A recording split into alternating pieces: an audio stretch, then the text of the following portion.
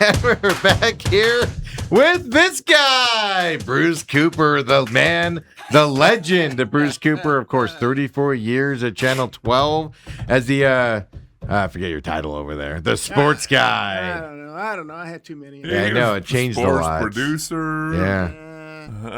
It's like, I was like watching some of the stuff Cam was doing, Cam Cox with Larry's thing, and I was just like, Coop's probably at home right now, cigar in hand, just sitting on his back patio, watching him like struggle to get all the interviews and everything like that. Did you ever go to Canton for a Cardinal player introduction? I did not. You did not? I did not. That's one thing. That's funny. I mean, I've been to everything you can think of. I mean, from World Series to Super Bowls to NBA championships, even the Stanley Cup. But man, I have not been to Canton. Okay. Yeah, because well, who would have? Well, Kurt Warner. I think Aeneas Williams was the first one. That's what I was going to add, but that was that went in. Yeah, and that was sorry, I got to reach over here and I'll help you out here. Just pull it closer to you, the bass. Sorry, folks, we have to do some production here. Talking to, I'll take out here. There's a number on here. Talking to that number, so line up to that or move it to your face. Old, he can't. I know, see right? that. A guy that was Channel 12. They hooked him on. They hooked just a lavalier mic on him back in the day, and he just walked around with that on. That's how I roll. I didn't mean to interrupt. Yeah, that, I know you're friends with Cam Cox. I thought they did a really nice job though, getting the whole weekend and all the festivities and everything covering Larry. Our sports photographer, his name is Chris Peterson. Chris Peterson did a tremendous job putting together a lot of Larry Fitzgerald. I mean, he chronicled his era with the Cardinals, because when Larry decided, I guess right around COVID, that he wasn't going to play anymore, well, he never made an announcement that he retired, but everyone just assumed. So Chris got that assignment. I mean, he put together a lot of stuff, and it's been sitting there in an archive, and Cam's been pulling it out and utilizing it, and it's good that it's got some use. But Chris did an outstanding job, and heck, so did Cam up there. I mean, those guys hustled. They got all the different dignitaries in addition to. Larry. So I thought they did a really good job. Yeah, it was really good. A lot of people did really good coverage while he was there as well. And I mean, it was interesting to see, old coaches. Whisenhunt was there. Of course, BA was there. Sure. You see a lot of that. A lot of players showed up for him. Booker showed up for him. Yeah, Devin Booker's really special. I mean, him and Larry Fitzgerald. I mean, they're in that same pot of that acorn. I mean, they really are. I mean, they are so beloved, and they just absolutely get it. They're so community oriented. I mean, they take time to make fans feel special when they reach out to them, when they want an autograph. I mean, you got Booker driving down to Sedona, working McDonald's drive-through, handing out some of his signature shoes. Yeah. He's special, and to show up. I mean, Larry. Let me tell you something. If Booker is a Hall of Famer in the NBA, I guarantee you, Larry would show up and do just what Book did. I mean, they're two really, really unique, special guys. Right. And, when we talk about who's the next guy, Valley-wise, who has a chance, we kept it to the Cardinals, and that might be a long, long, long time. Last week we were talking, I think it was after you came in, okay. But we were talking about the Mount Rushmore of Arizona sports, and then we started saying, because we were struggling a little bit. I mean, because you could put guys on there, but are they really Mount Rushmore types? And then Holmberg and I were doing our little podcast. He goes, what's an easier thing to do? So what's that? He said a Mount Rushmore of villains. The Valley Sports. There's too many of them. Yeah, there's we need two Mount Rushmores. Yeah. I mean, I brought up the coin flip way back in the day. I wasn't even around for that, and to me, that started the vein of existence of Phoenix Suns bad luck that happened. We should have known right then and there. Hey, get the franchise to Toronto. I tell you, the Suns have certainly been been plagued by this bad cloud or dark cloud that hovers over them. But San Antonio's just seen an array of sunshine. Yeah. I mean, how many number one overall picks can you get? David Robinson, Hall of Famer. Tim Duncan, Hall of Famer. And Wemby, I'll be damned if he won't be one. Right. I mean, my gosh, who gets 3 number one overalls and hit that? And the Suns, one time in their 53-year history, they've got number one overall. A guy named DeAndre Ayton. Yeah, Luka's just out there doing his thing. Yeah, no, it's crazy. And it's even worse though if you think about that. 'Cause this is what drives me nuts about the Luka DeAndre Ayton movement and stuff. It's even worse because you have Luka's European coach as your head coach, and you still pass on the guy who ends up being better on top of it. You had a Phoenix Suns owner in Robert Sarver who had tremendous ties to the University of Arizona. I understand that side of it, but that's what I'm getting at, though, is like, Well, it's one thing to pass on him because you're not sure, but you have the guy that coached him when he was 14, 15, 16, 17, sitting right there, and you still can pass on it. Well, let me say this. The Suns absolutely positively do not get to the 2021 NBA Finals without Ayton. 100%. I mean, that playoff run. I was looking for that dude. I said, okay, this is it. I was looking for him to play that way going forward, even though improving from that point. Even though after going up 2-0 in the finals against Giannis and the Bucks, then you get that back. And I don't really blame Ayton for that. I mean, Chris Paul just. Nobody was guarding Giannis in that playoffs. A lot of people I heard blame DeAndre for that. Well, Giannis embarrassed a lot of people. He does. Yeah. He does. But what happened if you watch those games? And I was at every one of them. The Suns had late leads or game late when they're down a possession, and Chris Paul made some uncharacteristic turnovers. Playoff Chris Paul showed up. I'm just dumbfounded. Man. So if you go for nemesis for the Suns, obviously you got the coin flip. Mm-hmm. You can pick a Boston Celtic back in the mid 70s, 76. The 76. You can go John Paxson. You can pick a handful of different Spurs. Yeah, but Robert Horry. Instead of Robert Horry, though, I pick the referees in the NBA and the NBA offices more than I put it on Robert Horry and them. Because they compounded that by suspending the players and stuff. You can pick a Pittsburgh, and that's still a very, very sore spot with me. You can pick a couple Pittsburgh Steelers in that Super Bowl, whether it's Harrison or the guy who caught the ball at the end. Yeah, because Holmberg had Harrison, and I told Harrison, I was like, no, it's the catch in the end zone. It's Francisco falling across the middle of the field, wide open. Aaron Francisco versus Santonio Holmes. Yeah, wide open. All he has to do is run, and it's not a 50-yard, 70-yard game. You can spend a legitimate show on villains. Makes my heart hurt. I'm telling you guys, it took me a while to get over that Robert Horry thing. No.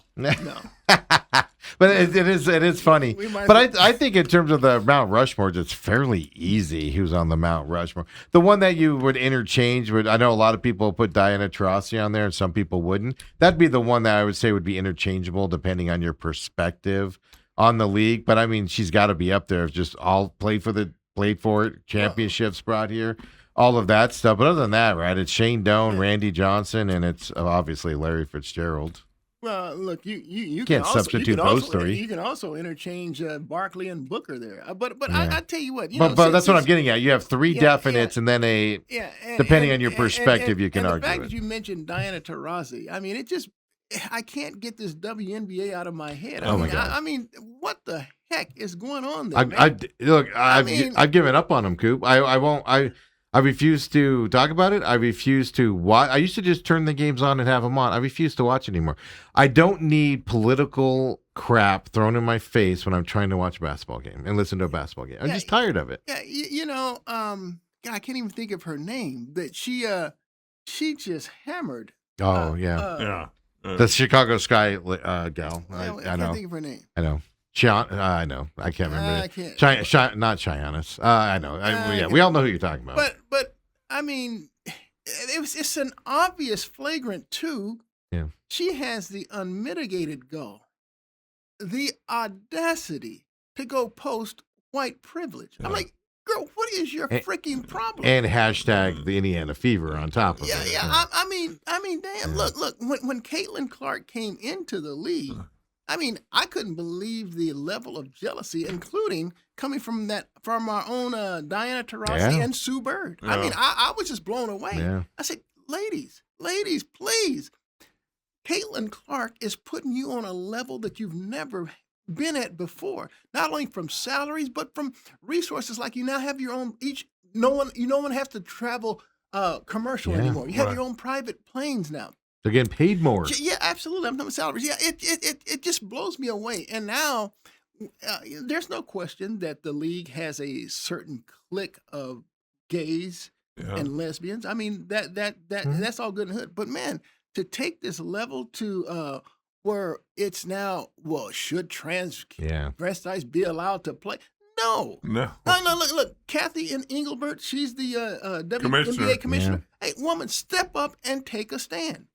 Just say no. She only does what the NBA commissioner tells her to do. It's That's ridiculous the problem. because now you had two former NBA players who are now saying, "Hey, since Enes you Kanter, guys one don't of know them. the difference between a man and a woman, I'm going to declare myself a woman. I'm declaring for the draft. Yeah. Come on, man, let's stop the nonsense." Well, not stop the nonsense. And then Coop, he probably out of all the audacity of the thing, number one, they decide what a woman is, or don't put a W there.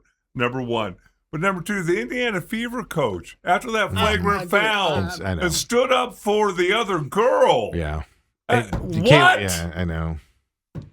How does Caitlin Clark even look her in the face? No, she didn't. She put her hands over her ears and face and like kind of hid. Hey man, I think I told you guys this story before because but I felt bad and I felt stupid for asking it. But I can't remember the Suns player's name, but he clotheslined Kobe. Mm-hmm. I mean, Raja Bell. Thank you. Clothesline Kobe. So I'm in the Lakers locker room now. I'm up to Lamar Odom, and I asked Lamar. I said, Lamar, did you think that was a dirty hit by Raja on it and on Kobe? And he just looked at me. I mean, it was probably literally only 5 seconds, but it felt like a minute. Yeah. I mean, and I'm just like, holy crap. He says, did you see the play? He said, what did you think? He said, come on, man. And he's right. He's right. I should not have asked that question. Right. I should have phrased it another way. Give me your thoughts or something like that. But I shouldn't ask him if he thought it was a dirty play. It was clearly a dirty play. That was a dirty play. The gal laid. And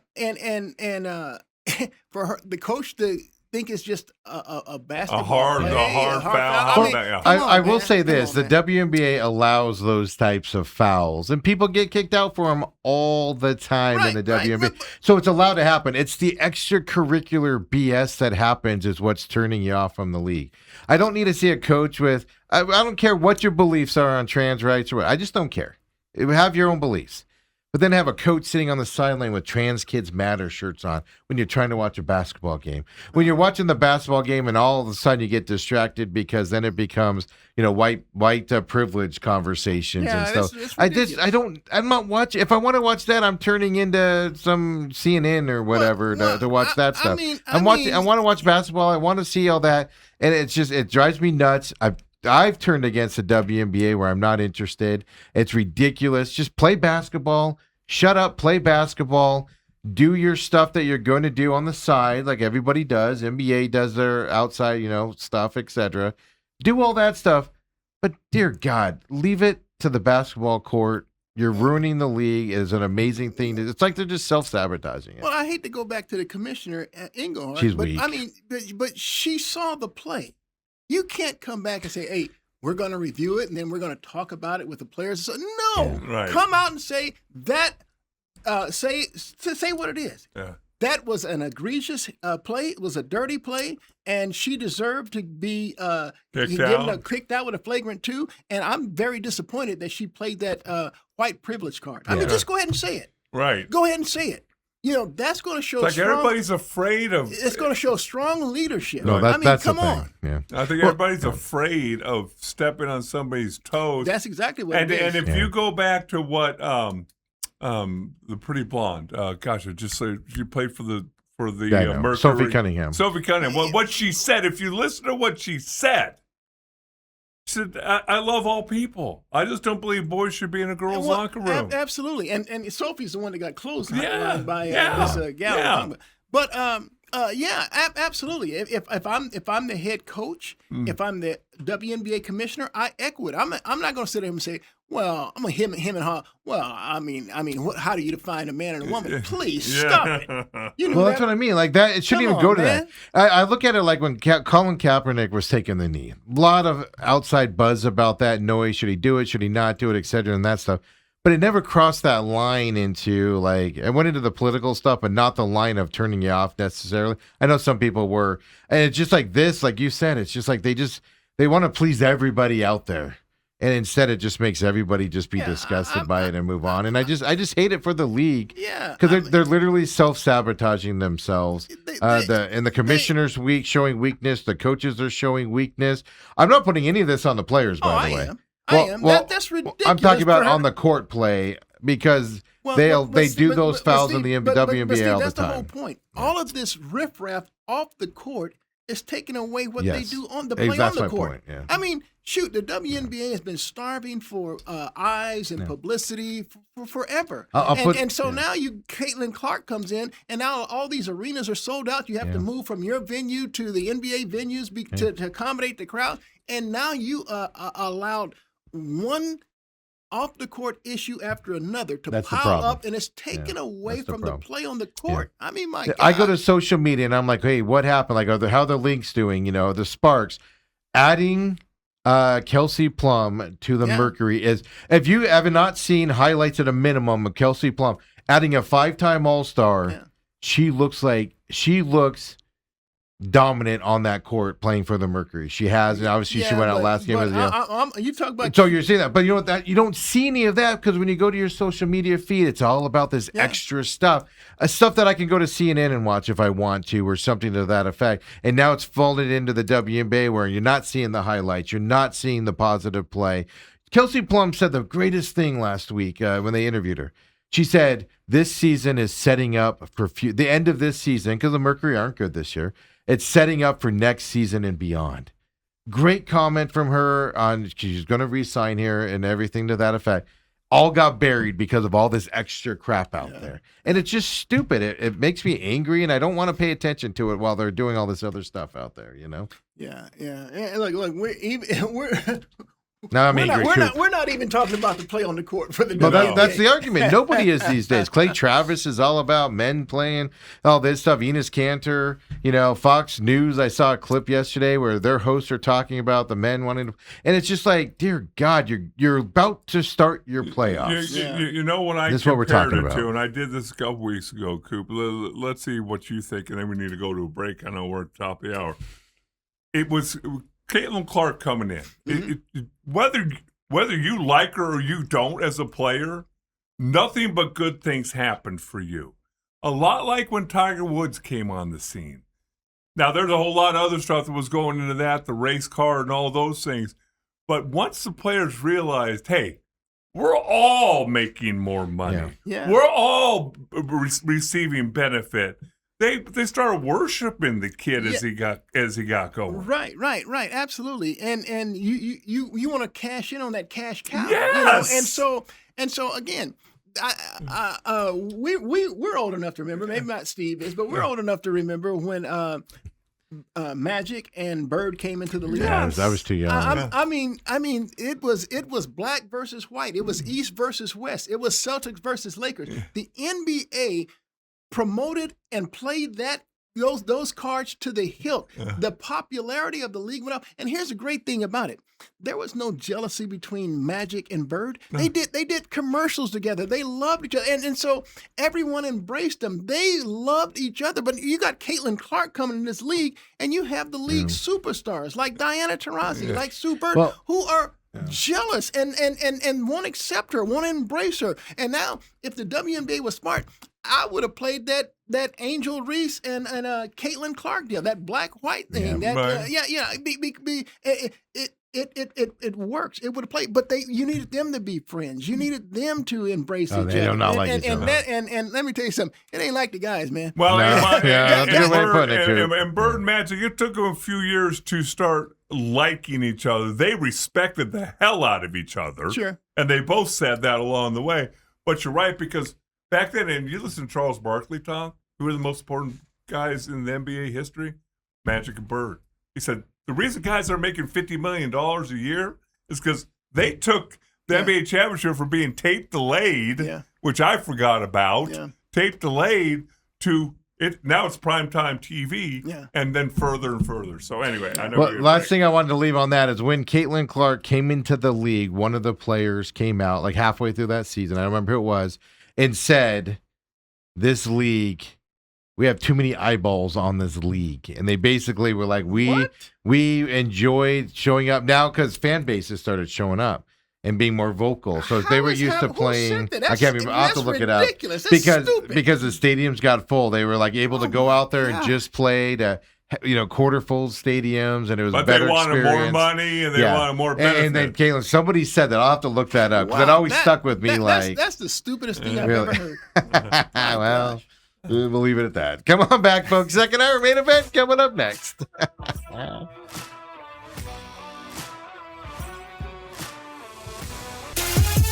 And we're back here, second hour main event. Tuesdays mean this guy joins us. I have to knock him down a little bit here because he is the legend, Bruce Cooper, of course. Every Tuesday, have some fun with him, talk local sports out there. Last week, a lot of positive feedback, Bruce, on your stories on Larry, and some more stories about that started to come out over the weekend as well from teammates and things and everything. So just your thoughts on Larry Fitzgerald getting into the Hall of Fame on Saturday. Well, I'm really extremely happy for him.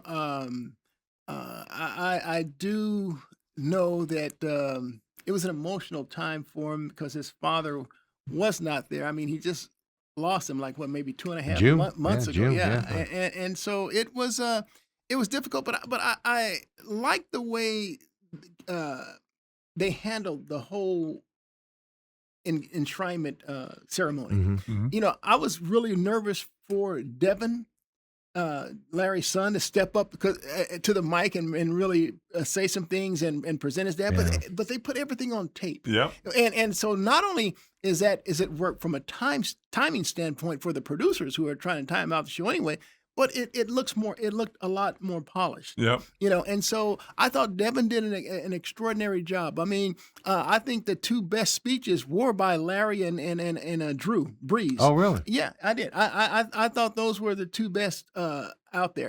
And look, I didn't know anything about Roger Craig's health issues, but I like the way I'm surprised he announced that in that setting. Yeah, and Dementia and Cam was telling me that Roger was the one player that would not speak to the media up there, and so then I said, now we found out why, and so he has. So I thought it was well, and I love the fact that the Cardinals announced that they are a date for his Ring of Honor, October 25th, I believe, against the Broncos. Yeah, I would game. not have picked that game.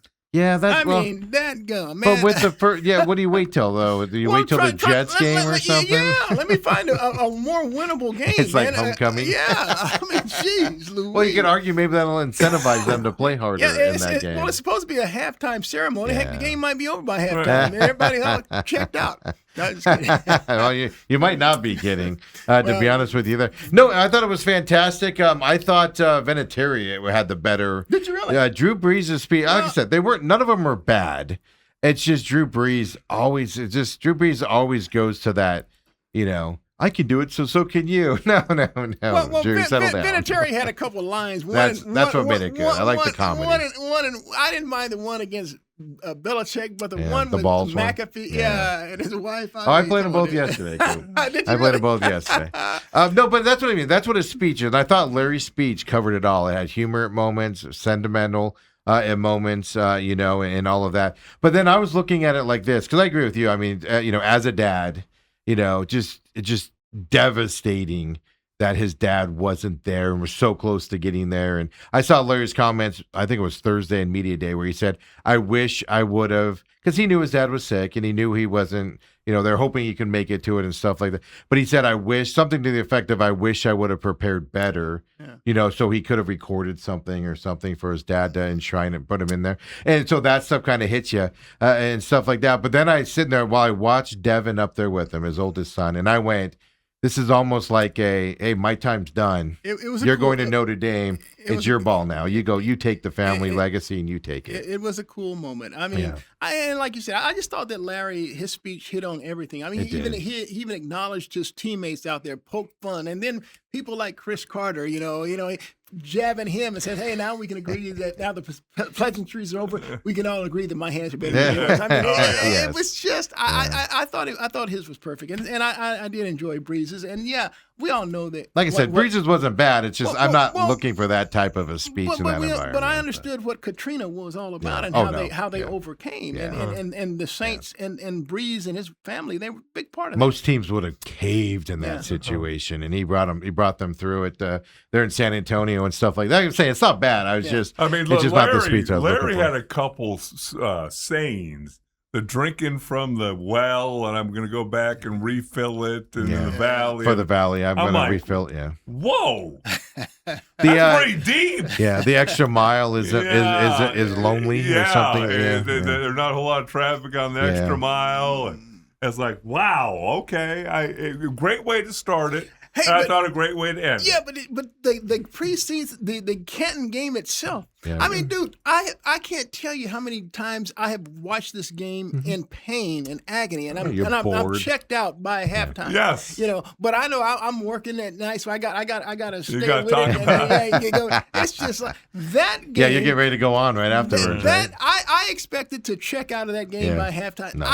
I stayed with that game to the very end. We talked about that on Friday, man. Even Collinsworth and Tirico were into this game. Normally, the announcers are even here's this thing. And look. Only I could recognize Haynes King, the quarterback. I mean, his guy had the Cardinals drafted in the 6th round. By the way, I know. But at any rate, he's a stud. I was blown away by by Carson Beck, and I hope he proves me wrong. Look, and I know both teams were playing, third, fourth stringers. Yeah, you got the preseason. First of all, do me a favor. Don't fall into that trap. There are no four stringers. Okay, you only got 90 guys. Okay, well, so but all he could do is play against the guys that's in front of him, and he acquitted himself very, very well. I mean, his accuracy, which I'm not big on. I mean, that's the biggest thing. I love his accuracy. I thought in college. Yeah. He paints balls in there. No. Well, there's a reason why he was a backup on Georgia's 2 national championship experience. teams. Yeah. The other guy had more experience. Stetson Bennett. No. And then he goes to Miami. I mean, look, Beck.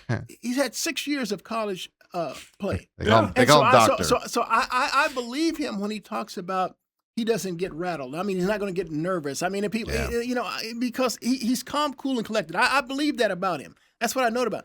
But when I say his accuracy, I mean, you didn't let me finish. His accuracy under duress. Mm-hmm. That's when he seems to really be wild, inaccurate, turnover prone, and those are the things that he has to get better at. Being able to deliver when there's someone in your face, being able to deliver when you've been chased out of the pocket. Those are things that I wasn't a big fan of. But if he shows to be a better pro than he was a college player, I'm all for it. We've seen this act before. Tom Brady, a 6th-round pick, better pro than he was a collegiate player, wins 7 Super Bowls. Joe Montana, a 3rd-round pick out of Notre Dame, a better pro than he was a collegiate player. I mean, we can go on down the list. I mean, Terry Bradshaw from Louisiana Tech, what? 4 Super Bowls, yeah. So it can and it does happen. I mean, Phil Simms from a college that's no longer in existence. Russell Wilson. Yeah. But that's my point with Carson Beck is he's coming in the most detailed, the most pressure pointed. Like Francisco Mendoza, he was good throughout college, and then he had that unbelievable senior year last year and wins the championship. Beck was just consistent every year and got better in college to the point where even as a backup on 2 national championship teams, he's already a step ahead of every other quarterback out there in the league and stuff like that coming into this. The play that impressed me the most was that one play down toward the end zone where the rush came. And he just casually looked to his right, threw the ball to running back speed. Absolutely. Rookie quarterbacks don't do Absolutely. that. They panic, they throw Absolutely. it, they try to force it in there, it gets intercepted or whatever. Look, he was spot on. I mean, the fade to Fehoko in the end zone for a touchdown. I mean, it looked like Jalen Brooks. Who? Jalen Brooks was his favorite target on the deep ball. I mean, he was accurate with his deep ball passes, and so I'm anxious to see this next step. They play Thursday, right? Yep, Raiders. Yeah, they play So, Thursday. so Coop, here's 5 p.m. Here's the way I looked at it. Number one, I wanted to see going into the game, does the play come in crisply? Is the play called in the huddle? Do they break the huddle? Are there pre-snap penalties? Are there problems getting the play run? Those kind of things that you normally see in a first preseason game. And then on top of it, with a rookie quarterback, there was none of that. Yeah. There was none of that. Yeah, LaFleur was on his game too. Because, Yeah. and here's the deal. See, this is what I wondered about with Jacoby Brissett. Brissett is not the most athletic player. And if you've watched what the Rams do, what LaFleur and those guys do, even the 49ers, they have this misdirection waggle where the quarterback gets outside with the option to run or pass. But we know people like Matt Stafford ain't going to run. We know people like Jacoby's not going to run. But can they deliver the ball accurately? Well, let me tell you something. Carson Beck delivered the ball accurately in those situations. So and Even on the deep ball. and so I'm telling you, a guy, and this is what I just said about with Petzing and the Cardinals with Kyler. Kyler would thrive in something like that. You get him outside with the option to run and pass. It puts so much pressure on the defense. Oh. I mean, and he's ideal for that. And yet the Cardinals didn't do anything to those things. I mean, and so but that's neither here nor there. But That was my other takeaway was coaching. Really quick, since you brought it up, LaFleur's offense. There was a 4th and 5 late in this game with Beck in there, and last year it would have been a 3-yard loss on a Late in the first screenplay half. or for a first half, and they threw it 20 yards down. The receiver dropped it. It was a good defensive play. But I was like, oh my dear God, did we just throw it 20 yards downfield on a 4th and 5? What was that nonsense?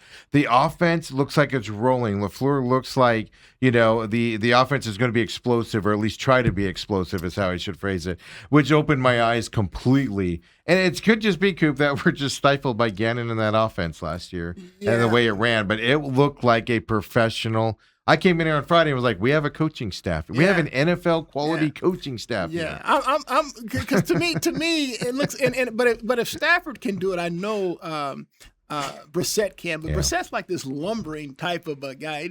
But look, if you can deliver the ball accurately on the move like that, man, hey, you're making that offense. And lot here's better. the last thing I'll say. I know we'll probably jump somewhere else, but the fact that, again, I hear people, it's against backups. Yes, it's against backups. But that fade in the end zone, I don't care who's covering on that. Yeah. It was thrown in the perfect spot. Yeah, it was. And so when you could have looked sloppy, Carson Beck could have looked bad against anybody. Absolutely did. And he didn't. Absolutely. So The other thing was as that first half went on, they literally did a close-up on Carson Beck. He took the play call. And I noticed like his running back, I forget his name now, who was in there, 30, I think it was, did something on the field, and he did something wrong. Because when he got back to the hill, Carson Beck, I was having a conversation with him and tapped him on the back of the helmet. I'm like, this is a rookie quarterback? Yeah, I think Kiner's. And he's telling the running back, what he needs to do out there. And then on top of it, there was a couple times he took the play call, and they zoomed in on his helmet as he's going to the line. And he's looking confidently, just looking at the defense. Yeah. He's going in there. You don't see rookies doing that. They're going up there going, all right, my receiver's over here. I'm going to throw it over here. And then on top of it, at the end of the first quarter, he just was driving down the field, and they cut to him. He's got his helmet off. Smile the size of Texas on his face. Like he's just out there having a good time.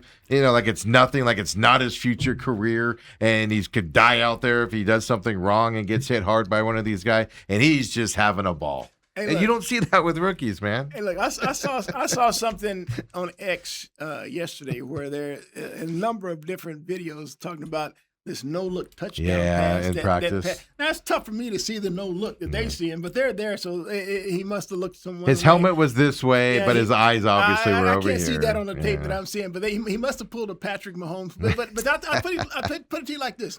This guy right here, he has been the biggest proponent and supporter of Carson Beck. I poo-pooed the pick. Yeah. I didn't like the pick. Yeah. But I would love nothing more than for Beck to prove me wrong because the Cardinals have been aching for a franchise quarterback. Yeah. I mean, for crying out See, I'm not loud. going to go that far. Well, okay. But what I'm going to, well, just because, reality's coming at some point where he's Sure. going to, veteran quarterbacks have tough. Tom Brady had tough games. Sure. It's coming. Yeah, sure. It's the overreaction side of it and stuff like that. But I mean, you've had the privilege of hearing me talk about Carson Beck off air. Believe it or not, folks, on air, I've been reserved. I love this kid. I love the way he plays. I'm not saying he's leading the Cardinals to the promised land. What I'm saying is, again, we know what Brissett can do. We know what Minshew can do. Let's find out what Beck can do, because if Beck you can don't be- have a better rookie. You don't have one. If Beck can be that dude, you don't have to spend a That's the first-round point. pick next year. That's the on point. him. And you have a guy on a rookie deal. I used him right after the draft. I think you were here for it. I think I told you. It might have been off air, but definitely on air. Use the Bo Nix method here with Carson Beck. Get that defense built up. Bo Nix isn't the greatest quarterback in Denver, but he does enough to get him to win. Yeah. Carson Beck can be that guy, if not better. Use that method. Well, Get Beck built up. You got 2 years. You got this year to do it. Go into next year.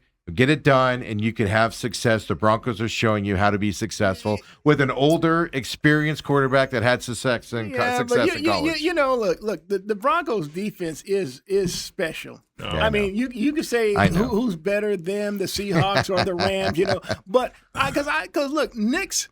I mean, it could be. I've seen them have games where it's like 9-6. Yeah, A field goal 6-3. game. Yeah. And then in the final minute of the fourth quarter, Bo Nix leads the first touchdown drive, and they score and they win. Yeah. I mean, look, I don't expect that to be the formula for the Cardinals. Well, but, but I'm not saying beat the Broncos, but you know what I'm saying. Yeah. Build up that defense. Carson Beck can perform on an offensive level. He's not scared.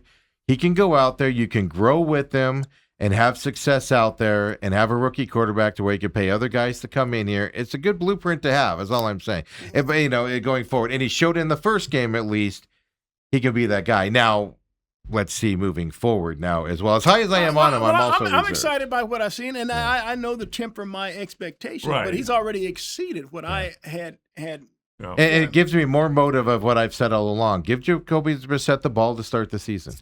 And when you're 1-5 or 1-8, it's time to see what the kid's got. Let's see what can happen out there. Yeah, but if you're 5-3, marching towards the playoffs, Then Brissett stays. Hey, 7 million people watched the Hall of Fame game, preseason game. Is that a record? It's not even close. Dale always talks about how the NFL dominates. The NBA didn't have a regular season game hit 7 million viewers, and the Hall of Fame game hit 7 million. That Hall of Fame game was like the most fun I've had in a preseason game ever in my life. It was so much fun to watch. But the Spurs Thunder in Christmas had 6.7 million. That was the closest to that $7 million number as well. So obviously it's better than the most viewed Major League Baseball game this season. Any NHL game last year, including any game in the Stanley Cup final, didn't come close to that $7 Any game million. in the Stanley Cup final? Yeah.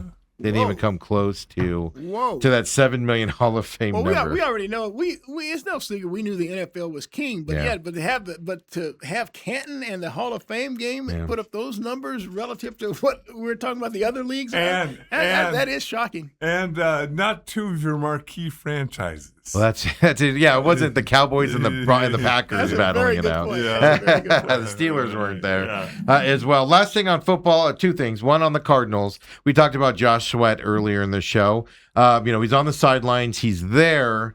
But I found it interesting that LaFleur had to come out, and his quote was, let's see if I have it here still. LaFleur's quote? LaFleur's quote was, Shoot, I don't have him here still. Well, he yeah, said, no. whether you believe me or not, I'm not worried about him for September 13th at all, meaning the first game.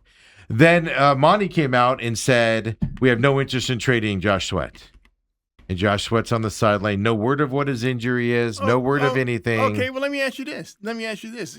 Monty says they have no. You said they have no interest. No interest in trading. Okay.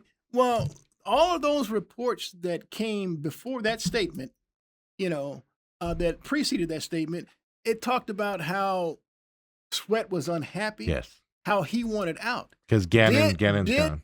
Monty address him wanting to be those rumors, him wanting out, and no, he didn't. Nope. Oh, Nope. jeez.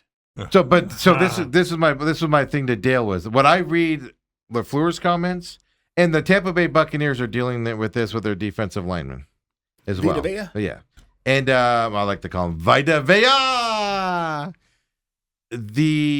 They're dealing with the same thing. Their coach is saying the same thing. He'll be ready for game one. Their GM is saying the same thing. We have no interest in trading him. There's discontent with Josh Sweat in this team, right? Yeah, especially because do we know what his injury is? No. No, but They don't talk about it. Yeah, but here's the deal. You may not have any interest in not trading him, but does he have any interest in wanting to stay and play for you? Exactly. So that's why I wanted to know if he had addressed that. It's just they're just the comments that are being made. Now they're asked. Don't get me wrong. They didn't just run to a podium and go, "We're not trading him." But so there's context to it. But if there wasn't discontent, all right, he's dealing with a knee injury. He's going to be ready to go. We're just giving him extra time. He's working out on the side where he's rehab. Nothing is being said except for he'll be ready for game one, and we have no interest in trading him. It's like you get defensive, right?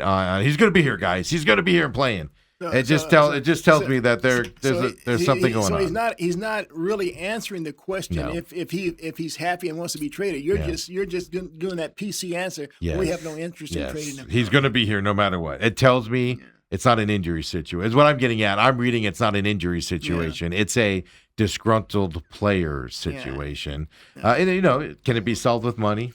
I mean, I don't know. Yeah, you see, he can't be wanting more money to sign a free agent contract a year ago. But hey, come back and play for us again. We'll give you an extra $5 million. That's going to make you feel better, Dale. Well, here's the deal, though. Maybe the light bulbs came on. He saw that 3-14 season. Mm-hmm. He sees this team as. He's not dumb. He sees what Vegas in 0-17 in terms of being a favorite in game. Yeah. And he's like, man, I don't want to bust my ass on this pitiful team. Get me out of here. And same defensive coordinator. Yeah. On top of it, so is there going to be improvement? Look, it's the NFL. He's going to have if he wants to make money and play, he's going to have to play for the Cardinals if the Cardinals are steadfast on keeping him. Right. Absolutely. It doesn't just par for course that the Cardinals have possibly another disgruntled player in that locker room they're having to deal with everything positive. Think of the positive momentum the Cardinals had. That Hall of Fame game as a whole with a rookie quarterback, but then you saw other receivers be stars. You running backs that aren't going to get a lot of playing time at running back had some great games in that. And then you got Larry's enshrinement into that. And then we come right back to Steve Keim issues, now. And then, of course, Josh Sweat is in here. And it's like, what? Yeah, Steve. And it's interesting that you're mentioning the receivers because, see, outside of Marvin Harrison, Michael Wilson, and Kendrick Bourne, I'm like, who do the Cardinals have behind these guys? But they looked like they were starters the other night. All of a sudden, you're hearing Bryson Green, Jalen Brooks. Who? I mean, they were actually catching the ball and getting open. And there's a third guy. I can't even think of his name. It's not Semi Fehoko because he's a veteran. Yeah, there was another. He had a good game on Thursday I know too. it was their 5th round pick, Reggie Virgil. Yeah, I heard Virgil's name a lot. Yeah, I'm like, wow. These guys are acquitting themselves pretty well. They're catching the ball, unlike what we've seen from Marvin. Yeah. It was that's what I took away from it was I expected some unfamiliarity between quarterback and receivers. They look like they've been playing together for years out there. It was amazing to see out there. Last thing on football I got before we'll take our break and then, of course, talk Major League Baseball here is first-time eligibles for Pro Football Hall of Fame class of 2027. Tell me if they're Hall of Famers or not, Bruce and Dale. Rob Gronkowski. Yes. Really? Short time? A short time. He Bruce? played double-digit years. No, Well, too big a name. I think I may give him not a first time. I think he's a Hall of Famer. Yeah, but a Hall of Famer, I'm not yeah. going to give him a first Not ballot. first time, because then we I'm can not get giving- into arguments of who's ahead of him and all no that. First ballot. No first Ben ballot. Roethlisberger. Oh, absolutely. Absolute? I would. Dale? I would approach it almost like Coop with Rob Gronkowski. I think he's a Hall of Famer. I'm not sure. I need to see who the list is. Well, let me put it this way. Ben Roethlisberger or Eli Manning. Only one of those two can go in. Well, they came in the same draft class. Yeah, I know. They were in the same draft But class. they retired different. Yeah, they did. They came Yeah, in the but that's same my draft- point. Like Eli, a lot of people say Eli's not. I think Eli is. But Ben's in that category for me too, where Well, if he gets in, it's great. Well, if he doesn't get in, I can understand if it too. you look at Eli's stats, Mhm. I mean, this dude threw, almost as many interceptions as Brett Favre. Yeah. I mean, his touchdown to interception ratio is terrible. His one-loss record is terrible. But the dude beat Brady twice Yeah. in the Super Bowl. And spectacular fashion on top of it. Yeah. I would say, and look, his name resonates. That name on the back of the jersey resonates. Manning. Yeah. Yeah. And so I think just based on that, they'll put him in. Yeah. So it won't be unanimous, but No. I can see there's Yeah. some discussion. I like I said, him and Ben Roethlisberger to me are, if they get in, great. They deserve it. If they don't get in, then all right, they just missed well, out. Big Ben, I'm that way. he was made primarily the quarterback for Tomlin. Never had a losing season, Right. and One of the and greatest comebacks in Super Bowl history against Cardinals. And him and Brown, Antonio Brown. Yeah. I mean, they had a great Yeah. connection But- until Antonio went berserk. Oh, Went that's out a of head there. injury there. Which Yeah. brings my next point. Antonio Brown is eligible No, he's this not year. getting in first ballot for sure. But His at all, well, yeah. because his numbers His are there. numbers- his numbers Off are the there, field, but, though, it's going to hurt him. I'm going to hurt him. I'm going to penalize him for probably the first two. Yeah. But I But get you him think in, you think he third is Hall time of Fame through. material? Oh, his numbers are just unbelievable. Yeah, Dale. On down the line. That's the thing, Antonio Brown. Like you look at his number and you're like bona fide Hall of Famer. Dude, there's no and then question. you go, oh, but all the other stuff. Yeah. And granted, most of it's not that police blotter stuff, even though there is some. Yeah. It's not that No, stuff it's that you can look at and say, running oh, off the field, that's a great. No, yeah. Taking his jersey off, Yeah. running off the field at that one time. Yeah, and, he's gonna have to. And miss by the first. way, it is not supposed to matter your I relationship know. with I sports know. writers or your off the field activities, but it does. that's kind of hard to swallow first ballot. Yeah. And then Adrian Peterson. To me, he's in. It's not even a question. yeah, where there's no he's question. a Hall of Famer. Matter of fact, when he gets in is the question. matter of but- fact, if the Cardinals would listen to me, Yeah. he'd been Yeah. their first round pick. Levi anyway. Brown instead, Yeah, Coop. absolutely. Richard Sherman, Ooh, you know what? Legion of led that Legion of Bloom. Richard Sherman was the modern day Deion Sanders. Even though he didn't have Sanders' athleticism Or speed. or his closing speed or anything like that, Richard Sherman, he just seemed to always be around when a big play was needed. Mhm. You talk about, he was probably like the Robert Ory. The guy that just always seemed to make the big shot Bob. It was like big play Sherman. So I'm putting him in. He was a big play. I don't artist. know about first ballot. Yeah, You know but about the first- thing about Sherman is he gets kind of buried because of the other talent on that Legion of Boom. Yeah. Kind of buries him because he was on the outside, but to me, he was like the linchpin kind of that defense. I think he's a Hall of Famer. Cam Newton. Ooh. In my eyes, no. No, even though he was Rookie of the Year quarterback, Changed Carolina the quarterback game. to a Super Bowl. Yeah. I don't think he did enough. Let's say no. Well, Late- especially not next year. Le'Veon Bell. No. Once he left the Steelers. Yeah, it was all downhill, right? Yeah. But he was dominant at the He Steelers, was. but not long enough. Yeah. I'm going to leave this one. Gerald McCoy, Eric Weddle, I'll lump these together. Alec Max, I don't think either of those three are. No. But I'll leave this one to Dale and you, of course. But Dale first here on this one. Andrew Whitworth, offensive lineman, your Rams. Boy, long storied career. I don't think the Rams become what they are without him. They didn't win that Super Bowl, Right. their first Super Bowl without him. Yeah. He dominated on that line. Then retired. The thing about offensive linemen, it's all perception because you can't sit there and go, oh, we had 18 pancakes that season versus 12. Or I think Whitworth would go in. I would not be surprised if it's not this year. Yeah. Look, I don't look at Andrew Whitworth as a Orlando Pace or an Anthony Munoz. I just can't. I can't go there first ballot. See, he's not in those guys' categories because he wasn't as dominant as those guys were. Those guys were first ballot. Yeah, So and those guys would pick Tony somebody up and Baselli, throw him. yeah, I Whitworth can't would do it. just block the crap out of you and wear you down throughout the game. No. So yeah, that's the difference. He doesn't have that shininess. So I agree. He's a Hall of Famer in my eyes. It's just a matter of when he gets in. Really quick, Robert says Dalehausen needs to bring up Big Ben not being first ballot on his KUPD hit. Oh, I've been around with that. I told Holmberg last week that Big Ben's not a first ballot. I thought he was going to hit me at one point when I said that as well. And then Robert says, that's the stupidest thing I've ever heard. You said that earlier. Coop obviously doesn't follow me on X. And some of us have to say it on X. Some of us get to say it with a microphone in front of us as well. When we come back, Diamondbacks talk. And I got to ask Coop here, over, under on how many times we're going to be force-fed the 76ers this year. Give you the opening night and Christmas schedule. And then on top of it, how many times we're going to be force-fed the 76ers and only get a shell of the team because guys are injured as well. Two questions for Coop coming up, folks. Come on back, the main event.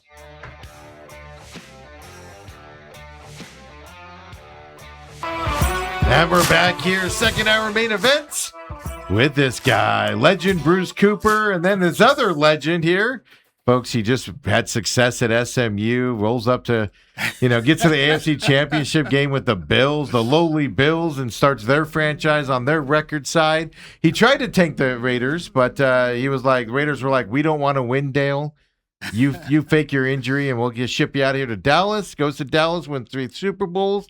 Even the Ravens, he goes to the Ravens for 2 games and gets them into a playoff run as well, And then there's me. I ate a taco last night. with or without steak? No steak. Hey, there's an article in ESPN today, and it has the going price for Power 4 positional players in college football. Oh, football, yeah. Is quarterbacks higher than my mom and dad had me 40 years too early? At quarterbacks, are they over $4 million now? What are we talking, Dale? What are we talking? For an offensive tackle, and going into my senior year, I was a solid starter, all conference guy, all American my senior year. Between Power 4s between $1.2 and $1.5 million. Wow. 1.2, 1.5. Coop, I had to play 4 years in the NFL to get 1.2 million. Hey, Coop, you'd have said, "Hey, man, can I get more eligibility?" Yeah. Coop, he played at SMU. You don't think he was getting that in a McDonald's bag? That's right. Yeah. Dale was like, "Hey, look, hey, man, I know about Dickerson and James, but come on, man, somebody's opening the holes for me. Give me mine. Wrong position. Come on, Dale. Tell me, fess up, Dale. He won't admit it. He will not admit it, even off air, what came his way there. But yeah, no, isn't that crazy? That's why you're going to see a lot of guys start staying in college a lot more because it's more than what you'll make. Like Carson Beck took a serious pay cut to go to the Cardinals in the third round. Look at Trinidad Chambliss, the quarterback. I like the most in his. He's 24 now, so that means when he plays his first game in the NFL, the preseason, he'll be 25. And so he could have put his name in the draft this year, but Ole Miss was offering him something that he said, I'm not going to see in the NFL, at least my rookie year, because they're not even talking first round for me. And so they went to court. He got that extra year. Yeah. So, Dale, you're right. It pays to play college football at the Power 4 level. It certainly does. Wow.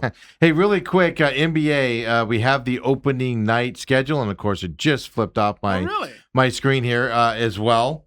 Opening night, Tuesday, October 20th, Celtics, Pistons lead us off first. 76ers, Knicks. That turns into something here, right? Sixers will win that. And then Oklahoma City Spurs is the night game there as well. Ooh. Yeah.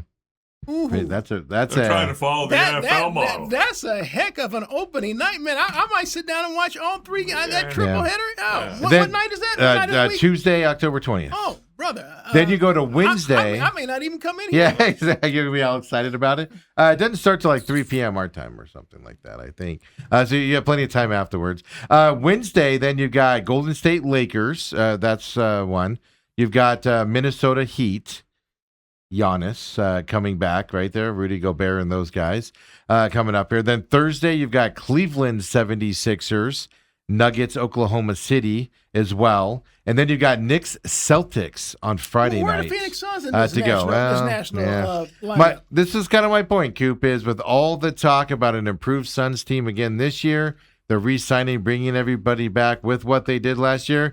Obviously, the national broadcasters don't care. Well, look, the Sixers had the best offseason, and so if I were a TV or league executive, I would certainly have them in the max number of times that I could. I mean, I know, but don't you worry about injuries? They're going to get burned. How many games is LeBron going to play this year? Joel Embiid has played more games, more games in his career than he's played in. Okay, so even with that being said, you still have Tyrese Maxey, and I know people they don't really recognize the name VJ Edgecombe because he was a rookie. Mm-hmm. He was like one of the best rookies last year. You have Jaylen Brown. Yeah. Those are three guys that don't miss games.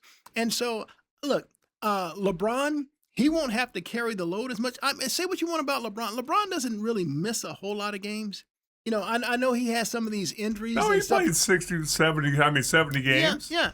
He spends lots of money on his body during the offseason. So, I mean, he's not a Joel Embiid. He's not an Anthony Davis. He's not a Kawhi Leonard. Yeah, but the problem is the guy you named first there is on his team. Yeah. And here's the deal. I think the Sixers can win in spite of him.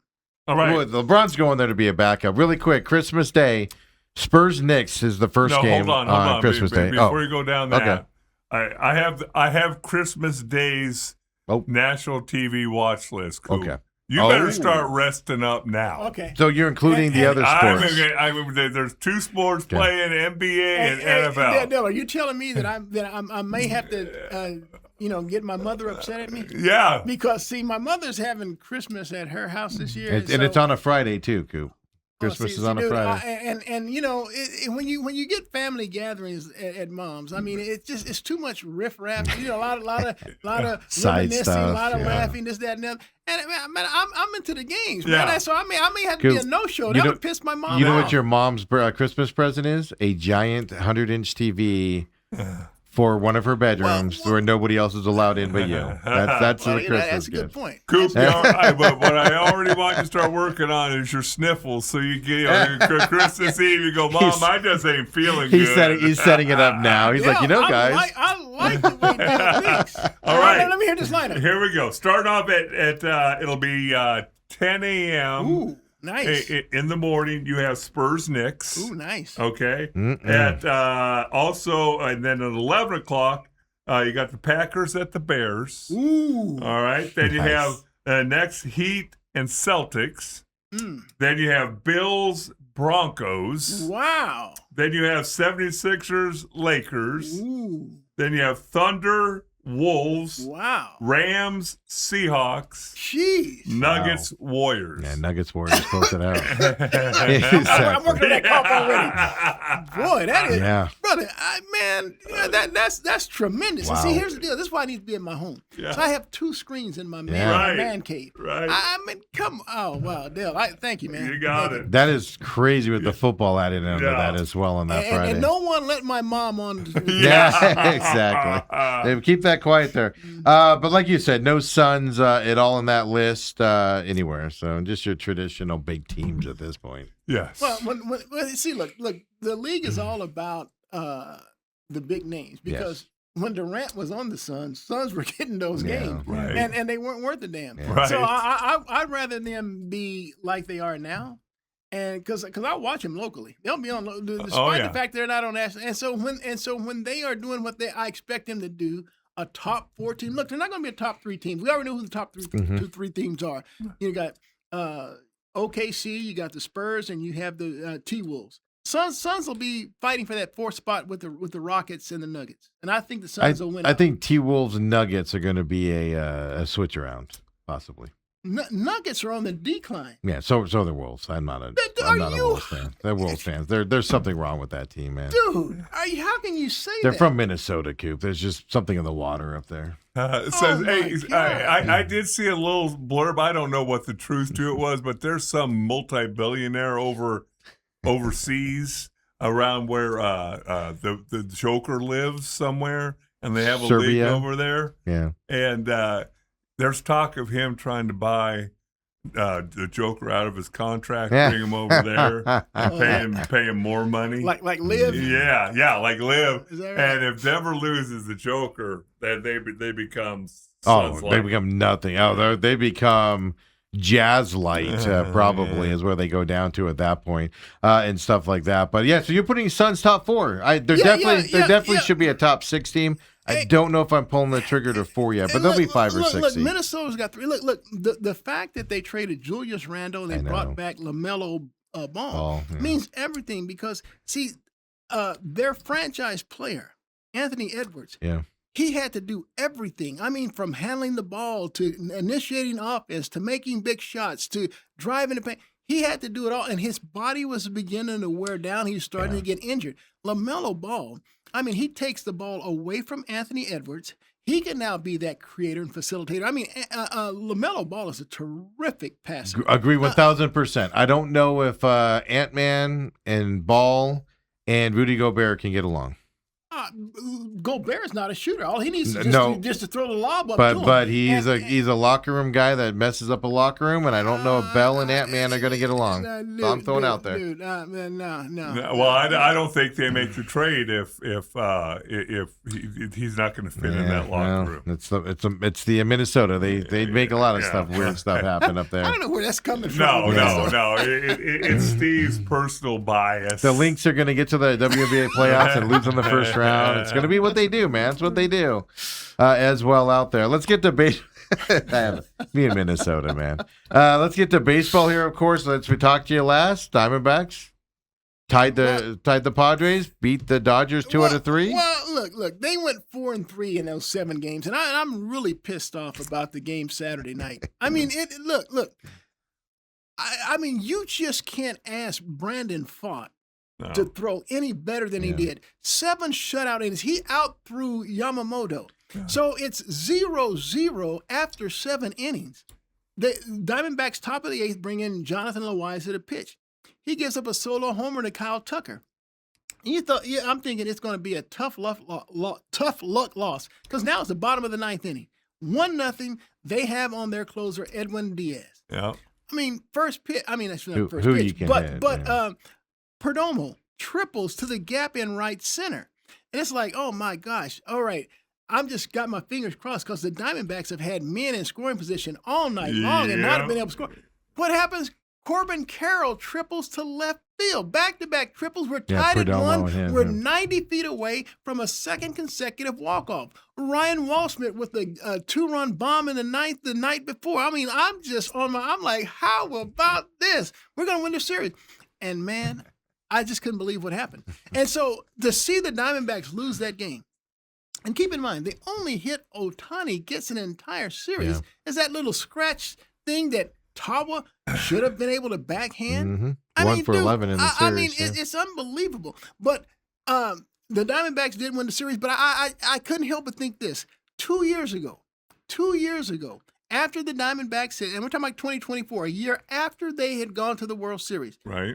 They have a 8-0 lead in the 7th inning against the Milwaukee Brewers in Milwaukee. Diamondbacks lost that game. And I was saying, I sure hope that doesn't come back to haunt them. Well, I'll be darned. Last game of the year, Braves and Mets, they have to play a doubleheader. Diamondbacks need one of those teams, either the Mets or the Braves. They need them to sweep a split and they're out. Well, if they had won that game in Milwaukee, they're guaranteed in. They're guaranteed in. That one game would have put them in. But I'm now here finding myself saying, I sure hope that game doesn't come back to haunt them again. Because, I mean, shoot, man, let's face it. They're tied with Philly. for the second wild card spot. So the other, actually, they have the second wild card Throw spot. it up, 'cause Ethan. right now Throw up they the have NL wild card standings. Right now they have the season series lead over the Phillies. So, but the Padres. But they play them only, again here coming up again. The Padres are only a game back. Yeah. Dude, this is nothing but a scramble to the end. And if it comes down to that one game again that throws us out, man, I am going to be so bitter. But can you put it on this one game on Saturday night, or can you put it to the blown saves from Seawald that started creeping in, and you kept throwing them out there and stuff like that? This the Saturday one. I mean, you have to take the one that stands out the most. Yeah. Man, you are 90 feet I know. away. No, I don't. At bottom of the ninth inning at home. But it's execution. That's what I hate. And to me, it goes back to coaching. It's execution. Oh, it's not coaching. You Stop. practice. You Steve, practice stop. these moments to bunt. Steve, You practice these moments to bunt. Steve. You practice these moments to hit. Look. You don't bunt. Look with Corbin at third base, nobody out, game tied at 1. Well, you're you not have bunting your Marte. 3, 4, and 5 hitters coming up. Yeah. 3, 4, and 5. It's No, not like you your would've- 7, 8, 9 hitters. You 3, would have 4, and 5. surprised the world if Marte would have laid down a bunt right Well, there. first of all, the Dodgers brought their infield in. I know. They brought and no, I'm not putting that on Lovello. That's the players, man. Come on now. I'm not letting you get away with that, but no. Yeah, first of all, it's a It's- brutal decision. Well, what? Oh, geez, there we go. he is- No, it's absolutely unacceptable for you not to score in that Yeah, situation man, and gosh, win that that game. I agree really ticked me 100% off. and stuff like that. But look, they recovered. They won on Sunday. Dude, It was that's behind not the a back of recovery. That E-Rod. should have been a sweep. Okay. Coop, But come what on. I'm saying is you could Coop. see they come in on Sunday and then they're just like we should have won yesterday. I'm and not you lose buying again. that. I'm not Oh. buying not in this pitted race, man. So look, Look, I say something stupid and then you follow it up with Yeah, something with stupid. something Coop. more stupid. okay. The that's stupid fine. brothers over. You got the bad brothers, stupid brothers. Something with the seat over here. Because they would have won Saturday night, you're saying that that Eduardo Rodriguez wouldn't have come out and thrown 115 pitches the next day. No, the other side of it is their bullpen got taxed to where we found out after Sunday 4 guys were not able to be pitched on Sunday as well. So E-Rod had to go that extra inning to try to get there. That would have been the same case whether they won in the ninth or No, not. they'd No, have been no. lackadaisical. 'Cause they had to They go already 10th won again. the series, Yeah. Coop. They already won the series then.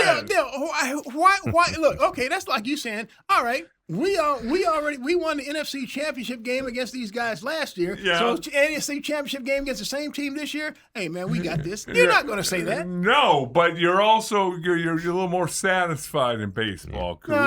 Dale, Is stop it. this passion? I get it because Saturday night was unacceptable not scoring in It's that. I agree with frustrating. you.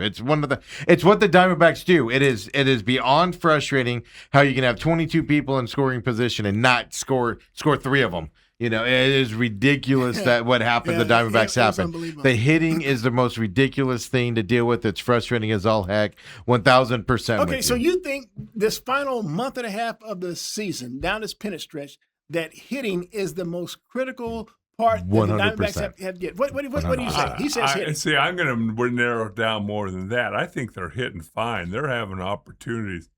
Situational hitting. Which When you goes to get a Saturday guy- night. when- Which when goes you to got- Saturday night. When you get a guy on second or third base, he's got to score down the stretch. Again, you know, if you get 12 runners in scoring position, you got to bring home 5 of them. Yeah. You can't go 1 for 12 or 2 for 27 or some of these numbers that they're putting up. So I say situationally. Well, What do you say? I don't argue with either one of you, but for me, they need their stars to be stars. Well, that goes to the hitting, though. Cattell That's what I'm saying. and Corbin, Yeah. dude, Corbin's really starting to piss me off. I mean, Perdomo. Perdomo's at the times. one guy that Yeah. looks like he's scratching himself. But that's out what of I that. mean by hitting is.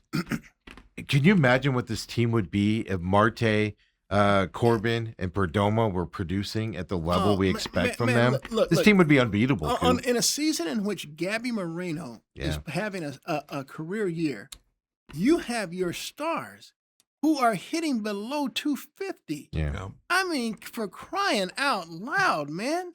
Well, you got Perdomo at 244, you got Carroll at 241, you got Marte at 247, and you got Waldschmidt, he's at 290. Yeah. You've got Vargas is having a good year, as you said. Moreno over 300, and so I will agree with you. But I think I heard the numbers. I think Bob Brenly said it on the broadcast. He gave the numbers for the month of July for both Cattell and for Corbin. Yeah. And it was horrible. Yeah. I mean, dang. I mean, I'm no baseball player, but heck, I think I can scratch out maybe 5 hits here, 4 hits there. You know. Well, that's what I mean by hitting is mainly their main guy. You're getting enough from Waldschmidt. You're getting enough from Tawa for the most part. You know, up or down. You're getting enough from Kepler. You're getting enough from Arenado.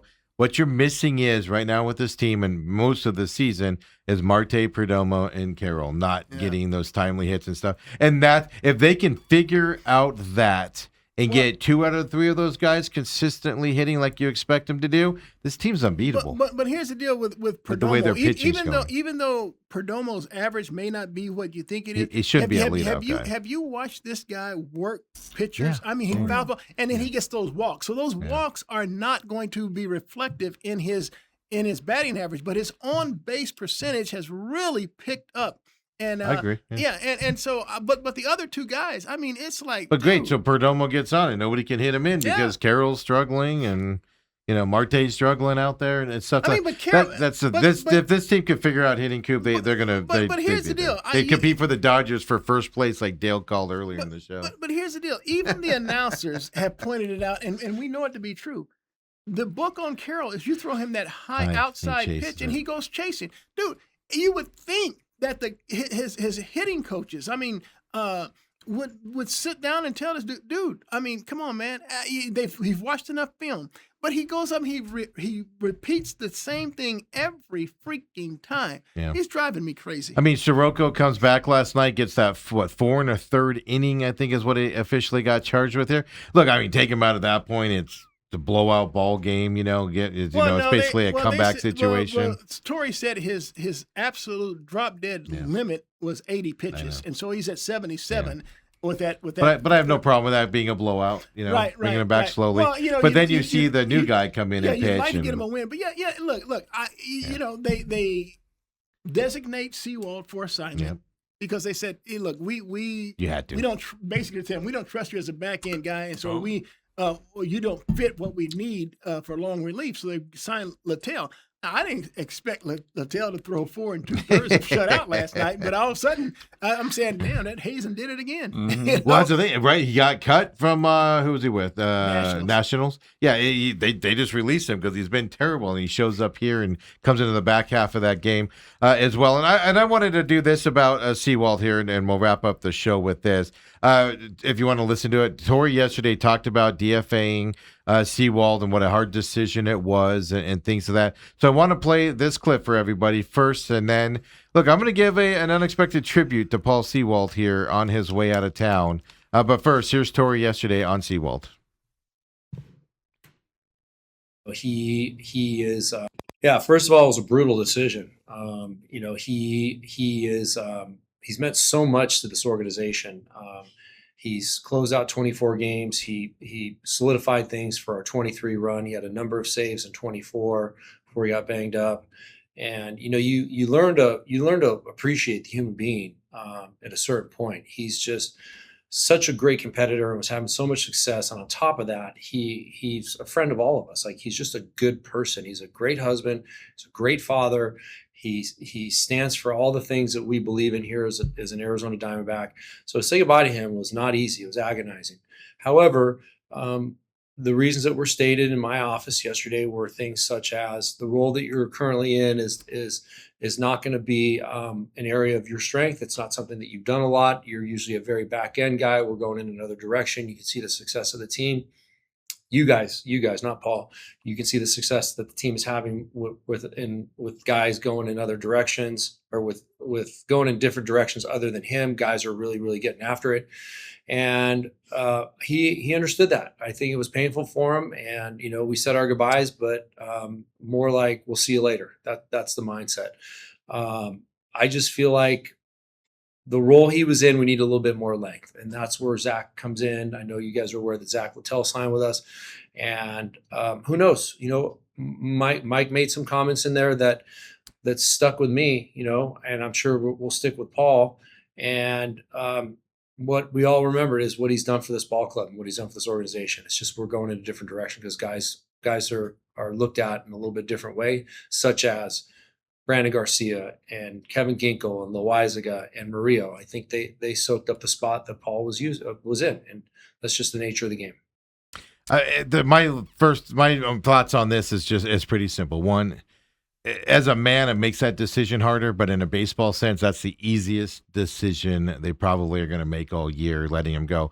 That being said, the Diamondbacks are not where they are today without Paul Sewald. They weren't there in 23. They didn't get to that World Series without the contributions. As bad as it goes with him at the end, you're not there. You're not in those positions without what he did for you there. It is just he's just a guy that cannot get through a whole season without going disaster mode on you, and it's a terrible thing to see. But it's just it can't be that. It's a hard decision because you like the human being, is a great guy, but as a pure baseball decision, had to be done. No, they had to do it, and that's one thing I'll give these guys credit for. They tend to delay these types of decisions. Steve Pavin-Smith, C. Sewald last year, C. Sewald the year before. They tend to delay these types of decisions there, and they realized it early. They capitalized on it, and so you got to give everybody credit on that. I wish Sewald the best. It's just your role's gone here now, it fell apart, but you also have to acknowledge we're not here in this position. They're not in the second spot in the wild card without Paul Sewald this year. No question. Look, here on this very show, both you and Dale as well, I mean, we commended Mike Hazen for his foresight in bringing Sewald back because I poo-pooed it from the beginning. Yeah. I don't want to see him back. But Sewald, just like Tori said, I mean, this guy was nails. I mean, we talked about how the Diamondbacks, he was one of their brightest stars, if not their MVP early on. I mean, he saved 23 of his first 24 opportunities. Yes. It's only like Steve talked about, it inevitably, late in the season, around this time, he tends to fade, except for the year the Diamondbacks acquired him around this time. And going forward in the 23 World Series From Seattle, right? Right. Yeah. But he's fading. I mean, look, I think the stat was he had pitched like 11 innings and given up 18 earned runs. I mean, he could one of those outings. I mean, his first 5. I mean, I think it was another game, the only game that Fott didn't win that he started before this game here.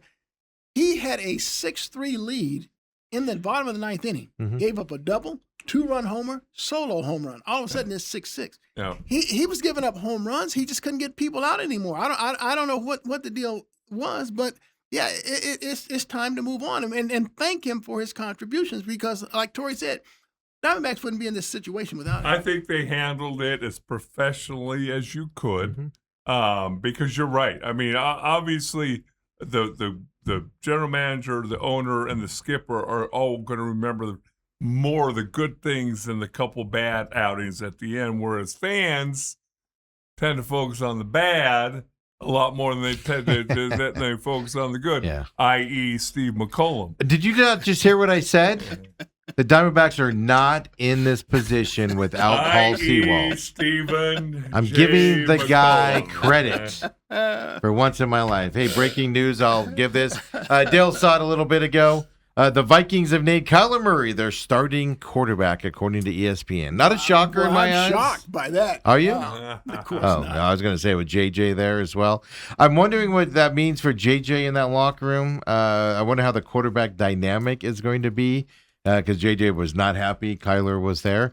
We'll have to see if Kyler burns. But I don't have my official picks out, but I'm expecting the Vikings to win 10, 11 games this year. Well, here's the with deal. Kyler Murray as their If you're a quarterback. Viking fan, or even some players on that coaching staff, J.J. McCollum was your Paul Sewald. McCarthy. Yeah, he was your Paul Don't Sewald. blame him at me. Because they gave him every opportunity to be that guy last year, and he failed. And so now they've lost confidence in him. The next interception he throws, they're going to say, "Here we go again." It's almost like the Paul Sewald. The next home run he throws, they said, "Oh, get him out." The star receiver doesn't want J.J. McCarthy as the quarterback and wants Kyler Murray. That alone decision is fairly easy, and I think he's going to have a good year. We're going to be sitting here as Cardinals fans going, Of course. Of course this is happening right now. Well- Don't worry about it, though, because they'll get to the playoffs and look like garbage because it's Minnesota. Well, look. If the Cardinals had this coaching staff and these players, because they needed a Jeremiah Love, they needed Yeah. a Tyler Algier. That running back room, like I've said before, I think it's one of the best in the league right now. And I know people don't really know a whole lot about Jeremiah Love, but just watch. The guy stays healthy, you'll see. And so that's the quarterback's best friend. Turn around, hand the ball off. It takes a lot of pressure. The Cardinals were asking Kyler to be Superman and win the games for him. Yes. They're not asking him to do that in Yeah, Minnesota. They he said, doesn't hey, need to do it. get it to our bevy of stars. I mean, look at his receiving core. Justin Jefferson, Jordan Addison, Jawan Jennings. His tight end is T.J. Hawkinson. So don't discount their running game last year. It would set the tone. Aaron Jones and Jordan Mason. Yeah, I mean, yeah, he's got some weapons. I mean, Do you say Minnesota double-digit wins? oh, absolutely. Yeah. I got him at least 10. And here's the deal. That's in a very, very tough division. Yeah. I mean, that division is tougher than the West if you consider all four teams, because there's a fourth team in the West that stinks. Nah, You know? that is true. But in that division in North, every team is good. I mean, from the Bears to the Lions to the Packers to the Vikings. Yeah, they're all good. Yeah. Yeah, I agree 100% with that. Well, let's get out of here, fellas. Bruce Cooper joins us, of course, every Tuesday as well. We'll be back tomorrow morning at 8 o'clock as well. Robert really quick says Tawa should have been playing behind the runner in that situation with that catcher on first for that, I guess, misplayed ball there as well. And then Robert says being down 4 relievers is on the 728 and 748 manager with his record there as well. Now tell me this, Scoop. When we come back next Tuesday, will ASU have a starting quarterback name? Yeah. They hit the town of Sona today, right? It's either today or tomorrow, but yeah, it's this week. I forget which day. No. No. All right. Do you think Keene's going to keep it? I tell you this. I do. Yeah, he's in the conversation where I was telling you beforehand. The fact they haven't named anybody. Yeah, they're going to give Boley every opportunity to win, That- but he that's- ain't going to do it. You just said what I was thinking. They're like, please, Bully. Come on, buddy. Come on, buddy. All Let's right, do one something. more. One more. Come on, man. Come on, let's do this. And I don't. It's an interesting thing to see. For Dale, for me, we're out of here. See you tomorrow, everybody.